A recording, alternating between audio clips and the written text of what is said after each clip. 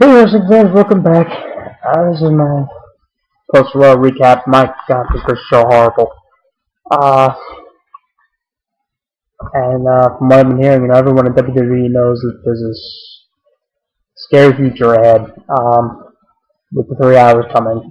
And, next week's show in Hartford, June 11th, is going to be a 3-hour show, and it might be a sample of what's to come July 23rd. When Raw hits its 1000th episode. God. So anyway, the show started with Michael Cole in the ring, and he calls out, and he says he was going to interview the man responsible for all the comments that Big Show has caused. And out comes John Cena. Cole talks about a show knocking out Cena, and the whole twice in 24 hours, and then which led to show's path to destruction last Monday. And then Cole says that this all could have been prevented if Cena had done what was right, and that was support Big Show. And Cole mentions that it meant more to Cena to be a comedian than to assist his friend. He says that the whole instead of assisting Big Show right after Laurinaitis gave him the boot, he came out and just called Johnny Ace a loser, and doing that whole sounded like a freaking chimp did. So then Cena says that Laurinaitis is just a power-hungry bully, and that he humiliated the Big Show. He said Cena said that he might not have done anything right away, but he was going to it over the limit by beating Laurinaitis. And then Cena said he would have beaten Johnny Ace, would be a new GM, and they would rehire Big Show. Then Cole says no one knew if a new GM would rehire him. And Cole says that Cena is so. He said that Cena is so self-centered that he just forgot about Show and everybody in this whole situation, what have you. And then Cole tells Cena that this isn't all about him, and he says, Cole says that Big Show did what he had to do, which is sign the ironclad contract with the guy who humiliated him. I don't get that. And then he says that Big Show is no longer a businessman, but he's a giant that no one can beat, and Show will prove that to Cena no way out.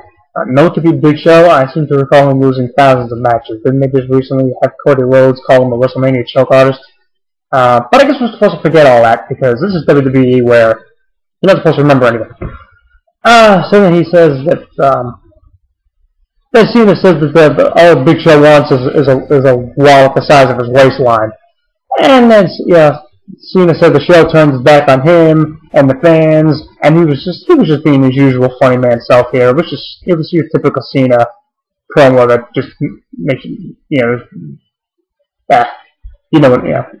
you're not into it, it was typical cartoon Cena.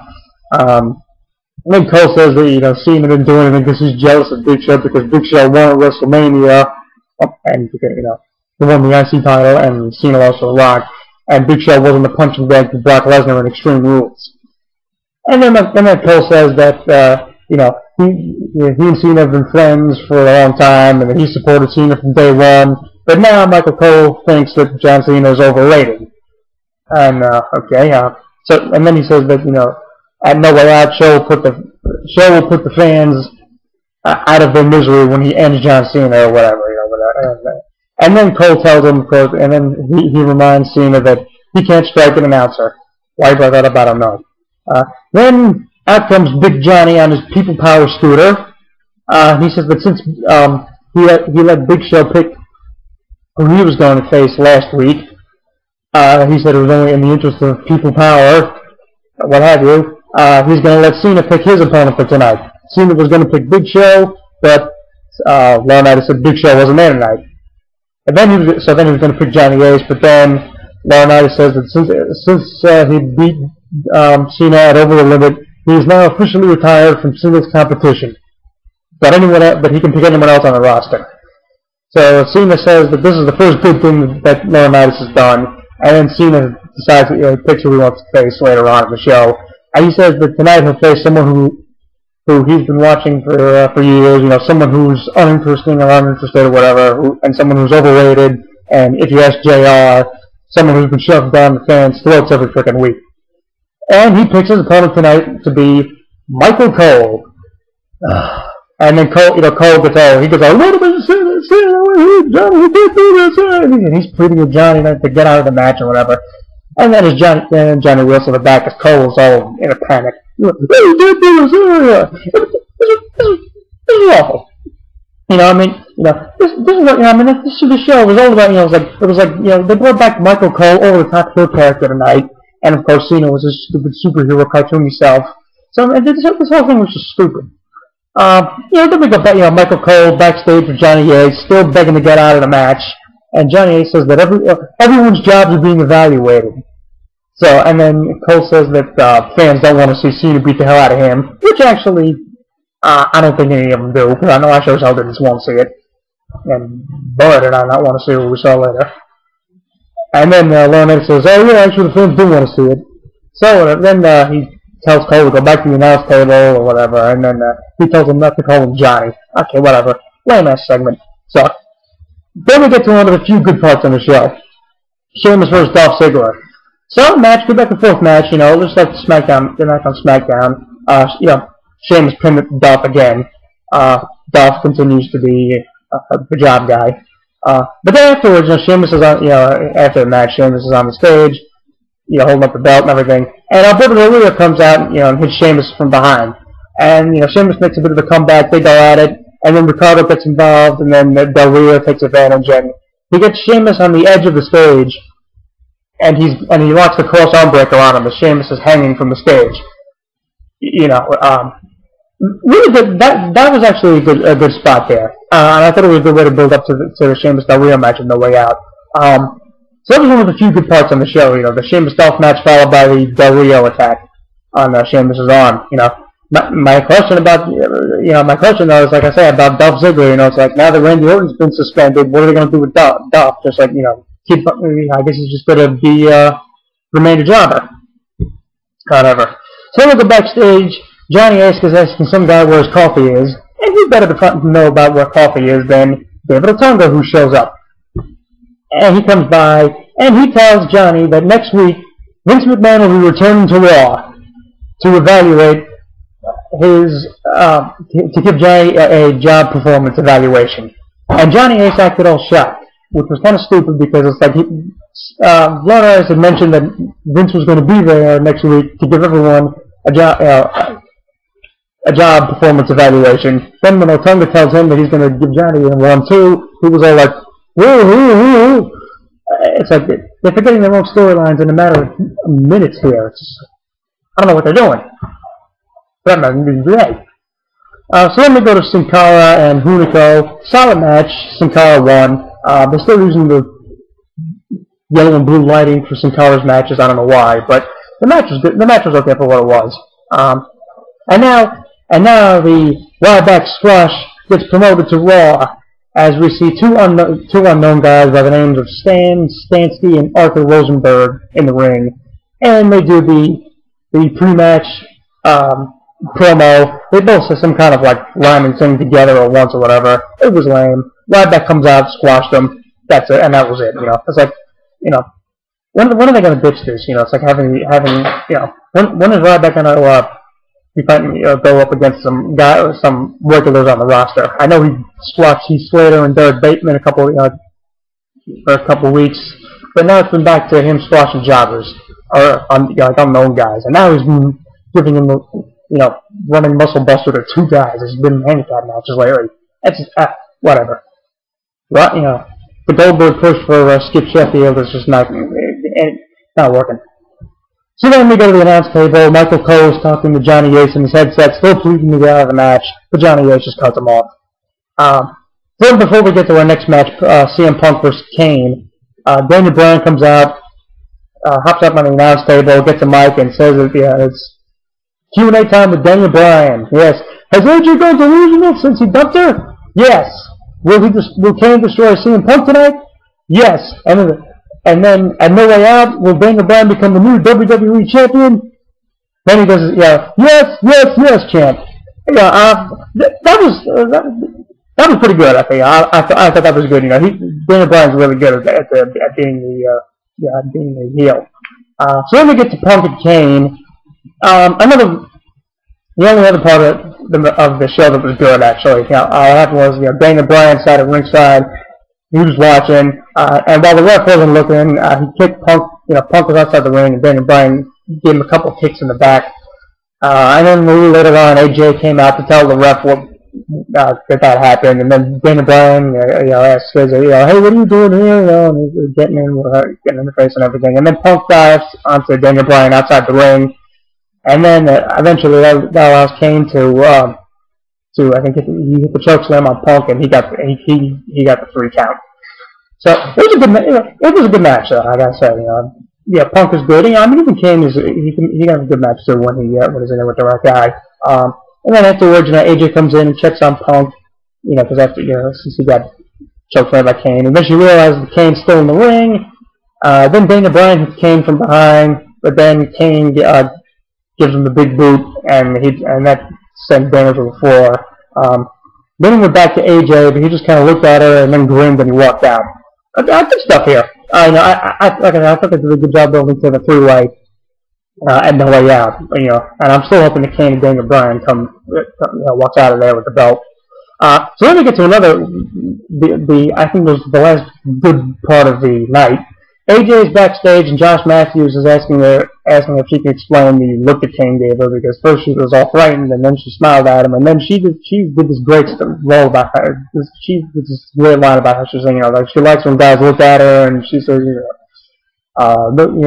asks Josh, she asked Josh, it's like, doesn't he like to look at her or whatever, and he said, it's like, you like the girls of women because she does or whatever, and she tells that Josh looks uncomfortable, and then she pretty much she pretty much flirts with Josh, and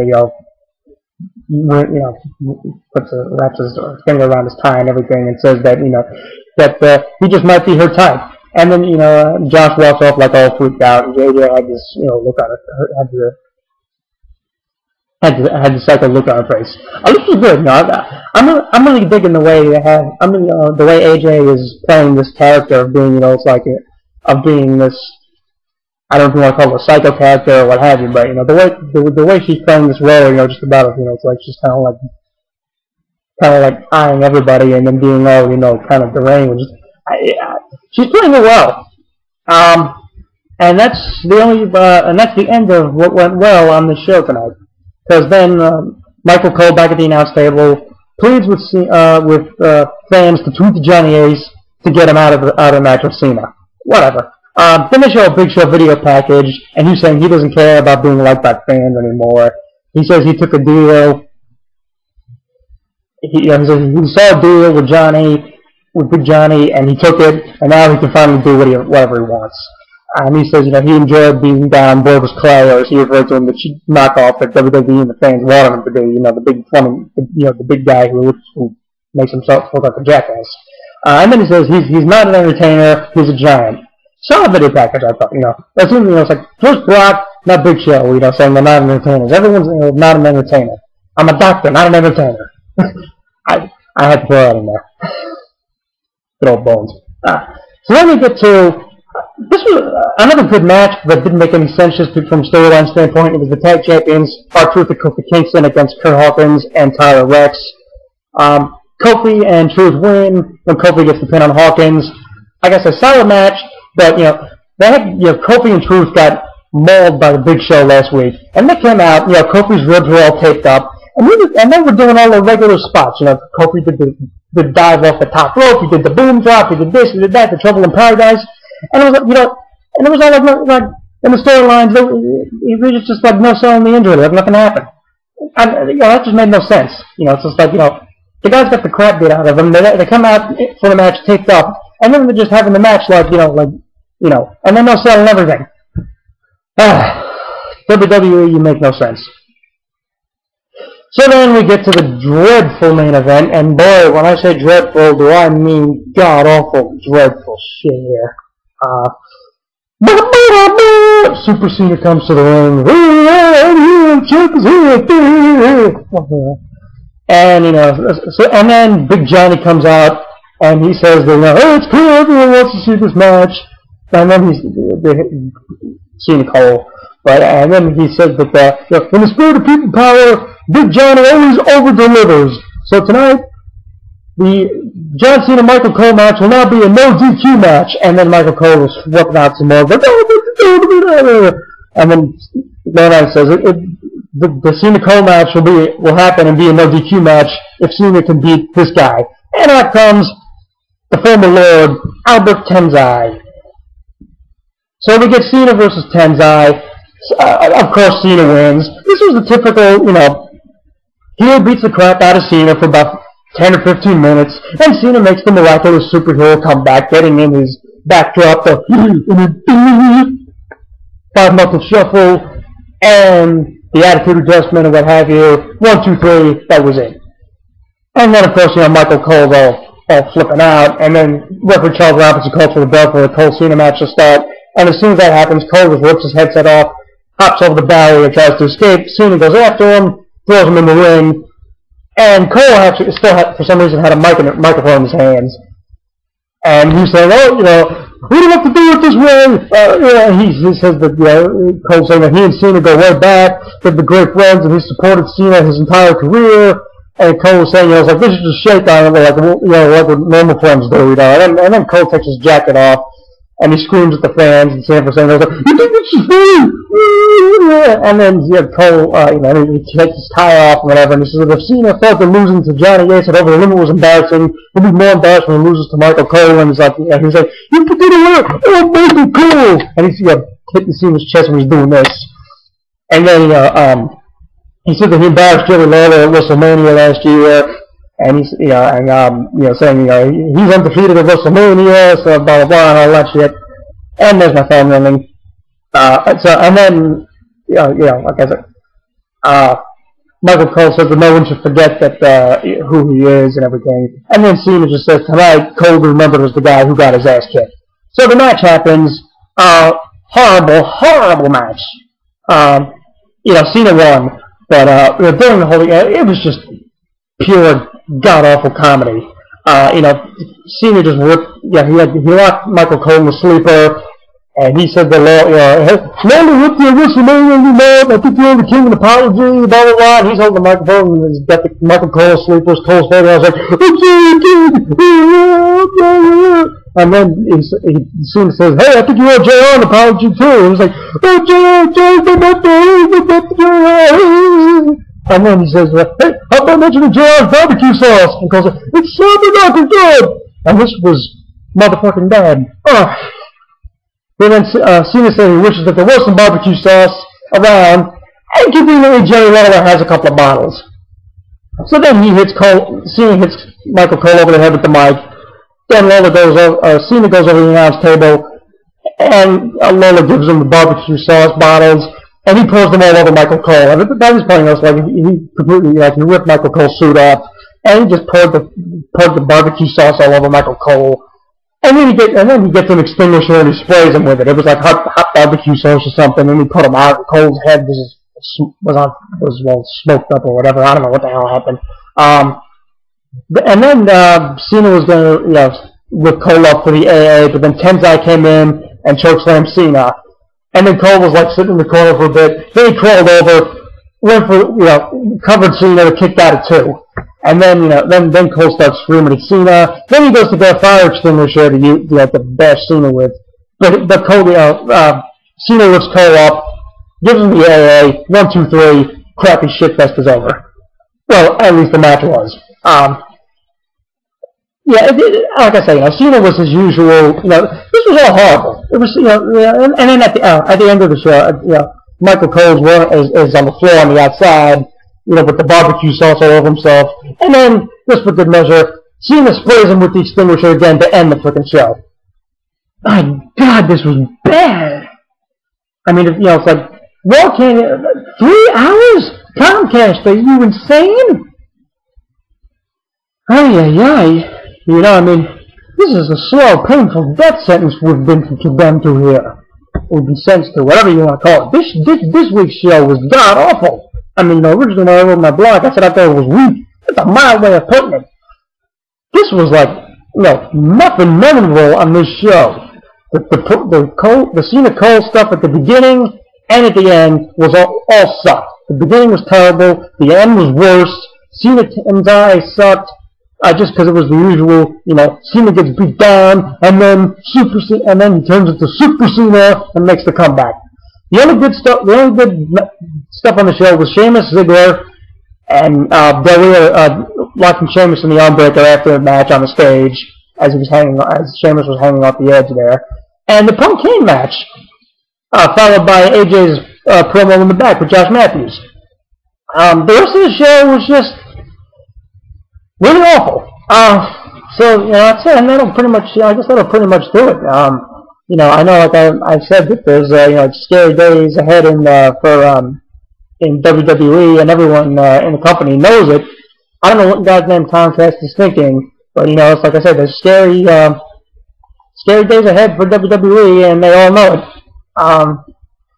So it's going to be really scary to see what 3 hours are going to be. We'll see the show in Hartford next Monday, the 11th. We'll see what happens there. I have a feeling it's going to be kind of a sample of what we're going to be subjected to when Raw starts its regular 3-hour run. My God. It feels like it's just such a dark day it feels like it's such a dark hour for the wrestling business. Because they're saying, I've read on PW Insider that people are actually, genuinely concerned about the harm, the harm that the extra hour of Raw could do to the product. And, if that's what people within the company are saying, if they know what what god awful Drex is coming, and it's like, what are the fans supposed to think? It's like, everyone is dreading this 3-hour Raw. So anyway, that was last night's show. It was abysmal. And I guess that'll pretty much do it for me right now. I'll be back on Friday with my Impact video. That's got to be better than what I saw last night. So anyway, like I said, you can add me as a contact, make some comment as usually fit on my YouTube channel. You can subscribe to my channel. Check out TonyViz.blogspot.com, my blog website where I do an in-depth recap on all the 3 shows, Raw, SmackDown, and Impact. And that'll pretty much do it for me now. Until Friday, this is Tony Viz the Tone, signing off for right now, and I'll talk to you all on Friday. Take care, everybody.